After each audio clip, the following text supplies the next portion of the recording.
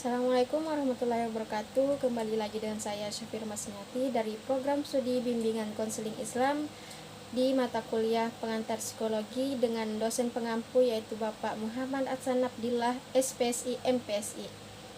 Baik, di sini saya akan mempresentasikan materi aliran humanistik. Langsung saja kita masuk ke pembahasannya.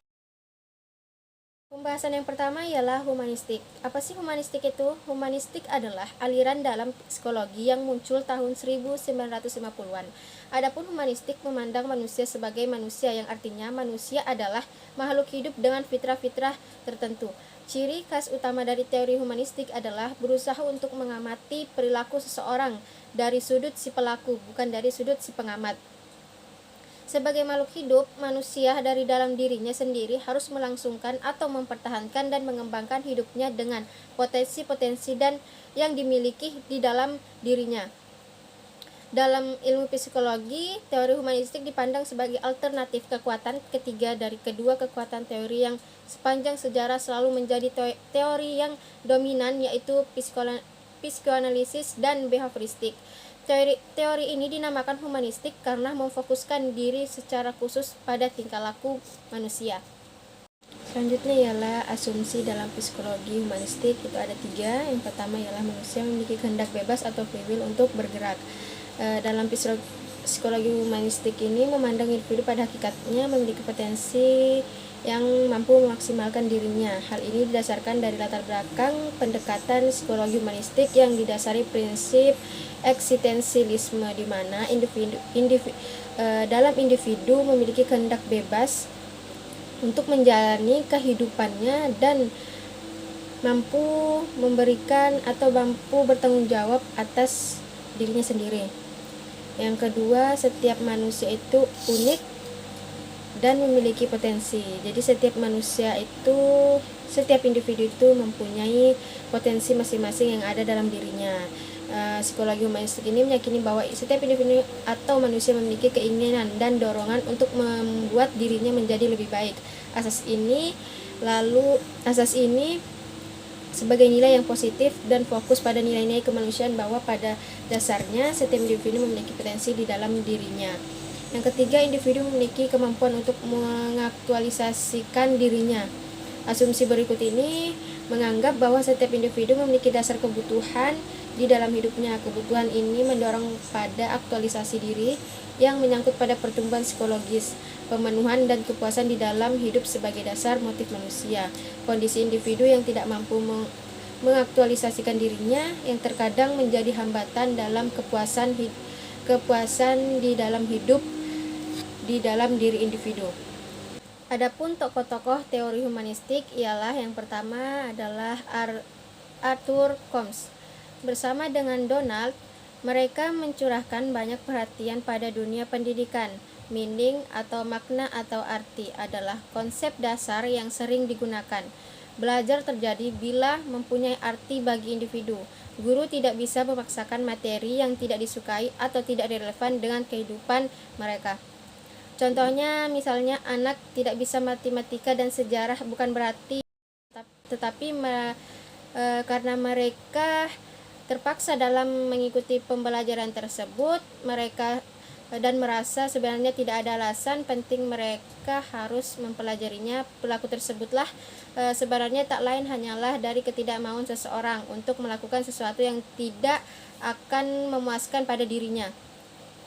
Untuk itu, guru harus memahami perilaku siswanya dengan mencoba memahami dunia persepsi siswa tersebut, sehingga apabila ingin merubah perilakunya, guru harus berusaha merubah keyakinan atau pandangan siswa yang ada.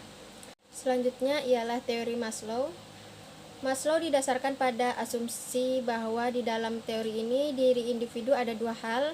Yang pertama, suatu usaha positif untuk berkembang. Yang kedua, kekuatan untuk melawan atau menolak perkembangan itu.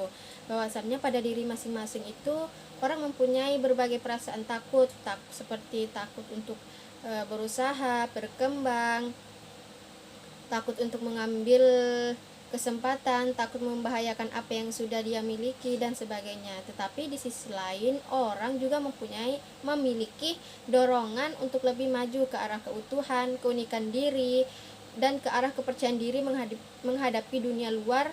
Pada saat itu juga ia dapat menerima dirinya sendiri. Kebutuhan-kebutuhan menurut Maslow.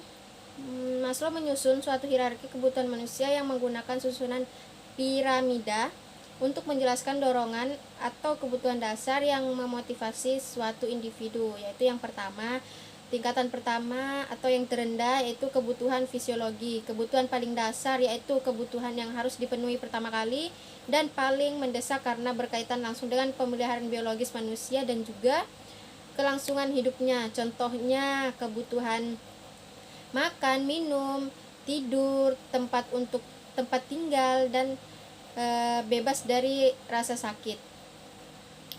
Yang kedua ialah tingkatan kedua, kebutuhan dan keamanan, di mana kebutuhan tingkat berikut akan muncul apabila kebutuhan tingkat pertama itu sudah terpenuhi. Kebutuhan akan adanya keselamatan, keamatan dalam diri seseorang, dan bebas dari ancaman bahaya atau resiko kerugian berupa jaminan keselamatan dari lingkungannya.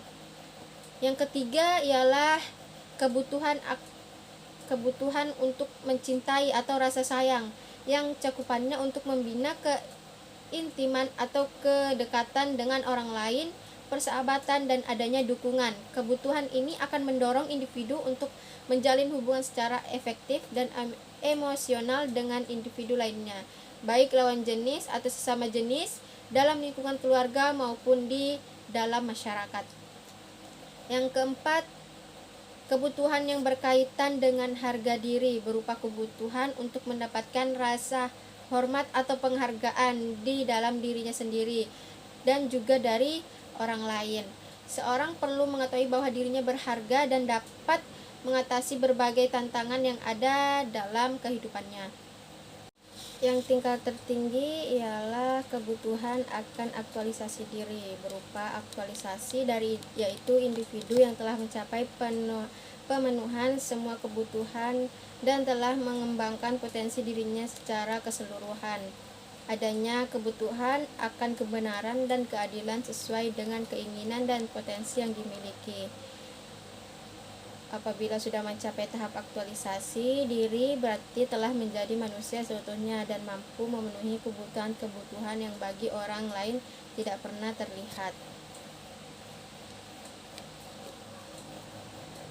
Pada dasarnya, Maslow menyimpulkan bahwa kebutuhan dasar yang berada di tingkat paling bawah dari piramida ini akan mendominasikan perilaku setiap individu sampai kebutuhan-kebutuhan tersebut terpenuhi pada setiap tingkatannya, dan lalu kebutuhan pada setiap tingkat di atasnya akan menjadi dominan ketika kebutuhan di bawahnya telah terpenuhi.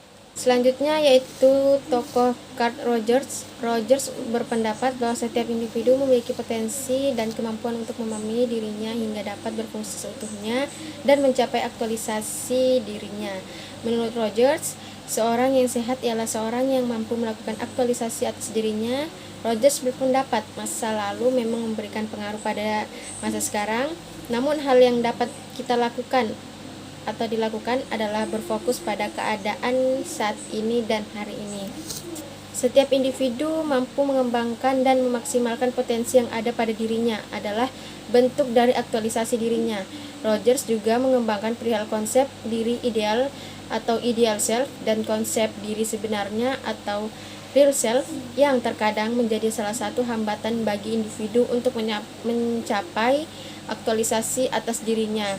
Contoh hambatan-hambatan yang berpengaruh dalam individu itu berasal dari individu, yakni berupa ketidaktahuan atau keraguan dan rasa takut dari individu untuk mengungkapkan potensi-potensi yang dimiliki sehingga ia merasa kurang percaya diri dengan kemampuan atau potensi yang dimiliki dan merasa minder terhadap orang atau teman-teman yang lebih mampu. Padahal setiap individu atau setiap manusia itu mempunyai potensi-potensi sendiri masing-masing. Hambatan ini harus dihilangkan karena dapat menghambat pertumbuhan dan perkembangan seorang sebagai pribadinya. Baik, usai sudah penjelasan dari materi teori humanistik ini. Apabila ada salah kata mohon dimaafkan. Wassalamualaikum warahmatullahi wabarakatuh.